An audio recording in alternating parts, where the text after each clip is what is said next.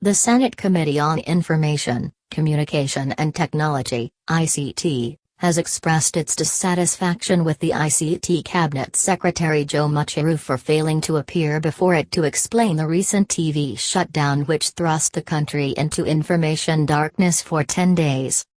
The committee had invited the minister to explain the shutdown, which was effected after leading private TV stations defied the government's warning not to provide live coverage of the January 30 swearing-in of National Super Alliance, NASA, leader Raila Odinga as the people's president.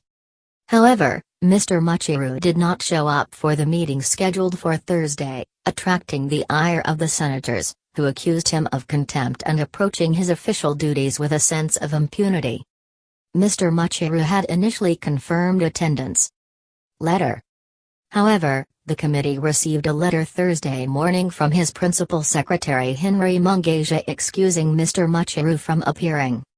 The letter, which was read to committee members by the chairman of the session Aaron Cheruiyot, Karacho, said the CS could not attend because Thursday is traditionally reserved for cabinet meetings. Further, Mr. Mucheru will be traveling out of the country for official duties from February 19 to February 26, and any other engagement with the committee can only be done after that date. It is therefore to ask the committee to postpone any meeting with the CS until he returns, Mr. Mungeja's letter said. Senators irked.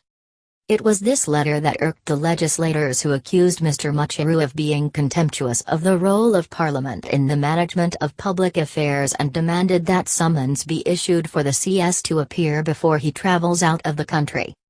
Homa Bay Senator Moses Kajwang accused the government of adopting a Gestapo tactic in handling the media and noted the committee should use all means to ensure the CS appears before it, even if it means cutting short his trip.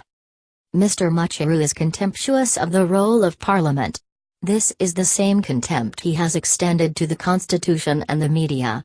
He must learn to prioritize issues that affect Kenyan people at the expense of foreign travels, he said. When announcing the shutdown, Interior CS Fred Mashangai had declared the TV stations would remain closed until investigations were completed on the role of the media in the swearing-in of Mr. Odinga, revealing that part of the investigation touched on journalists he did not name. Mr. Kajwang wants Mr. Mucheru to explain what the government was investigating, who is conducting the investigations and the findings. Losses. Mr. Mucheru must also come here and explain to us the consequential loss the 3 TV stations incurred as a result of the closure. Who will foot the bill of these losses? He asked. The sentiments were supported by Senators Inikwambua, Kitui, Isaboy, Kwal, and Malaki Turkana, all who vouched for immediate summons to be issued to the CS, saying the committee could not sit at his convenience. Professor Ickle noted that if Kenya is a truly a country governed by laws, those charged with official responsibility must respect the law. Mr. Wambua told the CS that the Kenyan public wants answers on what informed the shutdown and reminded the government that the freedom of the media is guaranteed in the Constitution. The committee issued another invitation for Mr. Mucheru to appear on Monday, February 19, before he travels out of the country for an official engagement abroad. Mr. Cheruiyot said the letter by the CS smacks off lack of seriousness and ordered Mr. Mucheru to appear before the committee on Monday, February 19, failure to which the committee may be forced to issue summons.